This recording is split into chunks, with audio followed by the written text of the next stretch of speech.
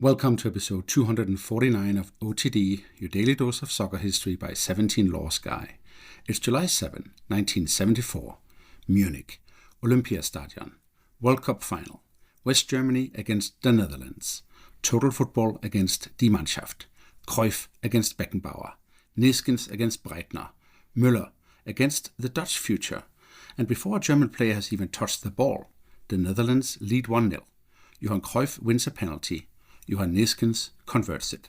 The Dutch have made a World Cup final look like a demonstration. But then West Germany come back. Paul Breitner penalty, Rainer Bonhof assist, Gerd Müller finish. West Germany 2, Netherlands 1. And Europe's machine football reaches its peak. But how did we get here? The 1974 final sits in a hinge period. Behind it is the Brazil area, 1958, 62 and 70. Pelé, Garrincha, Didi, Vava, Jairzinho, Carlos Alberto. Brazil had made football feel like color, joy and genius. We talked about that a few times on the show. Check out episode 233 for a recent one. Ahead of it is the Argentine era, 1978 at home, then Maradona, 1982, 86 and 90. Menotti, Bilardo, Kempes, Diego, Beauty and Darkness. But in the middle, from the late 1960s into the early 1980s, European machine football takes over. Not machine as in ugly, but machine as in systems, movement, pressing, rotations, automation. Two models above all, the Dutch model and the West German model. The Dutch rise begins at club level. Feyenoord win the European Cup in 1970. We talked about that in episode 187. Ajax win it in 71, 72 and 73. Rinus Michels, then Stefan Kovacs, built the great Ajax machine, pressing, interchange, positional intelligence, the whole pitch squeezed and expanded by players who understand space together. Johan Cruyff is the brain, the blade and the symbol. Johan Neeskens, Ruud Krol, Wim Suurbier, Ari Hahn, Johnny Rep, Rob Rensenbrink, Wim Jansen. The national team is not just 11 Dutchmen. It is football, a football idea given orange shirts, the clockwork orange. West Germany rise through a different structure. The miracle of Bern in 1954 gives them their first post-war football myth. I talked about that 3 days ago. The Bundesliga is founded in 1963, professionalizing and concentrating the domestic game. Bayern München become a European force. Borussia Mönchengladbach become a German force. By 1972, Helmut Schön has built a national team of extraordinary balance.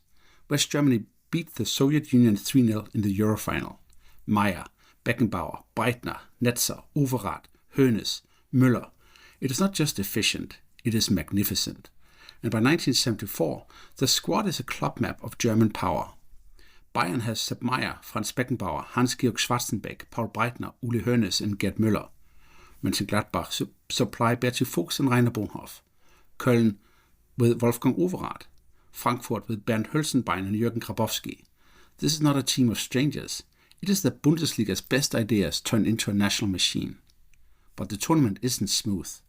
West Germany beat Chile and Australia, then lose 1-0 to East Germany in Hamburg. Politically, it is humiliating. Football-wise, it may even help them. East Germany win the group and go into the harder second phase group with the Netherlands, Brazil and Argentina. West Germany go into the group with Yugoslavia, Sweden and Poland. They beat Yugoslavia 2-0, then they beat Sweden 4-2, and then, in the rain in Frankfurt, they beat Poland 1-0. Gerd Müller scores. West Germany are in the final. The Netherlands, meanwhile, become the tournament. They beat Uruguay 2-0, draw 0-0 with Sweden, beat Bulgaria 4-1. Then in the second group phase, Argentina 4-0, East Germany 2-0, and Brazil 2-0. Against Brazil, it feels symbolic. The old world champions are beaten by the new future. Cruyff scores. Now Munich and the World Cup final. Referee is Jack Taylor of England. The closing ceremony has created a strange delay. The corner flags had been removed, and they have to be put back before the final can begin. It's one of those things. Then the whistle goes. The Dutch kick off. They pass, and pass, and pass. West Germany don't touch the ball. Then Cruyff receives, accelerates and moves through the center like the match is opened only for him. He is brought down in the box. Penalty. First minute. Johan Neeskens takes it, hard, straight, past Meyer. Netherlands 1, West Germany 0. Still, no German has touched the ball. It may be the most perfect opening statement in World Cup final history. But it also creates a danger. The Netherlands have shown superiority so quickly that they start to enjoy it. For a while, they seem to be playing not just to win, but to prove a point. West Germany recover. Bertie Fuchs, der Terrier, tightens his marking on Cruyff. Beckenbauer begins to organize. And then, in the 25th minute, Bernd Hölzenbein drives into the Dutch box. Wim Janse challenges. Hölzenbein goes down. Taylor points to the spot again. The Dutch are furious. They think Hölzenbein has dived. Cruyff is still furious later. As the teams leave for halftime, he argues with Taylor and is booked during the interval. But now, Paul Breitner has the ball. Left foot. Goal. 1-1. The first two penalties ever awarded in a World Cup final have both come in the first half hour. And then, 2 minutes before halftime, the goal that wins it. Rainer Bonhof runs deep on the right. He's the youngster in the team and my all-time favorite player. And here's why. Strong legs, low center of gravity, acceleration, work rate, technique without decoration. His free kicks and throw-ins are legendary. But on this day, he pushes into space and almost on the goal line, he drives the ball backwards and low into the box. Gerd Müller receives.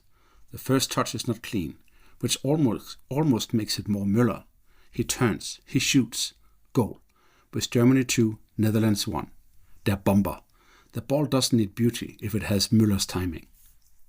Second half, the Netherlands push. Rep has chances. Cruyff drops, searches, argues, pulls away from Fuchs, gets found, gets lost again.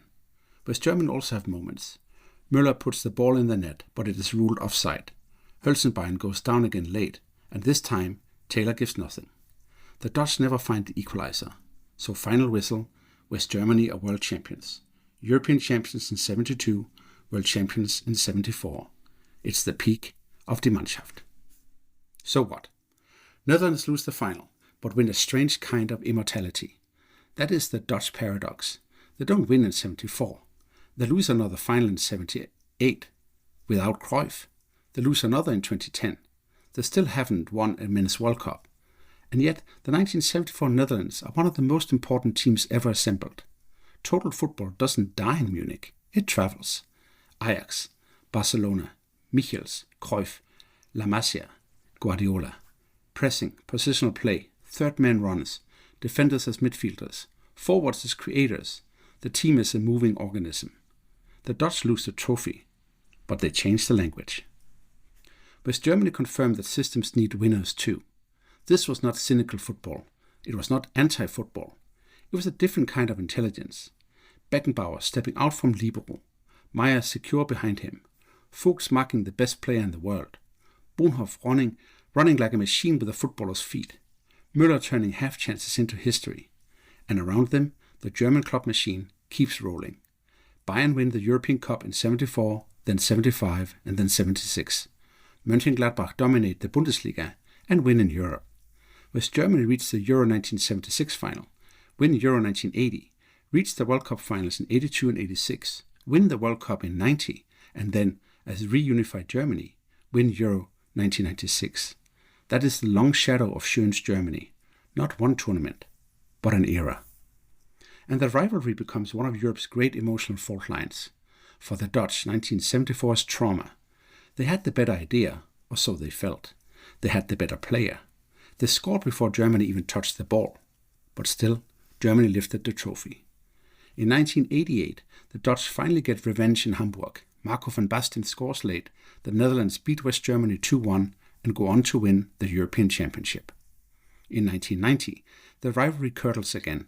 Rijkaard, Völler, spitting, red cards. Germany through. That was one of the two matches we talked about in episode 236. But the root is there. Munich, 1974, the day Dutch beauty met German tournament certainty. And German tournament certainty won.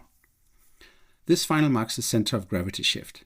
Brazil had owned the imagination through 1970. Argentina would own the next great World Cup story through 78, 86 and 90. But between them, Europe built machines. The Dutch machine of space, the German machine of results. Both were beautiful in different ways. but only one was crowned. Before we go, 3 things to take away from July 7, 1974.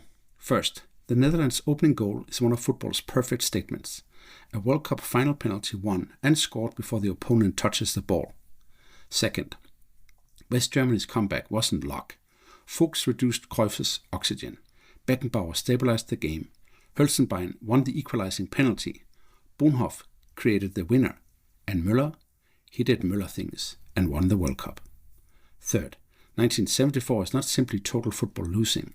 It is the moment European system football reaches its highest stage. Dutch movement against German machinery. Cruyff against Beckenbauer. Beauty against proof. On this day in 1974, West Germany beat the Netherlands 2-1 in Munich. Gerd Müller scored from Rainer Bonhoff's low cross, and the World Cup passed through the peak of European machine football. That is all for episode 249 of OTD, your daily dose of soccer history by 17 Laws Guy. Please rate the show 5 stars so the show can keep climbing the charts and we can welcome new listeners to OTD. Tomorrow, we go to July 8, 1982. France against West Germany in Seville. Battiston, Schumacher, France 3, West Germany 3. Klaus Fischer's bicycle-ish kick, and the first penalty shootout in World Cup Finals history. See you then.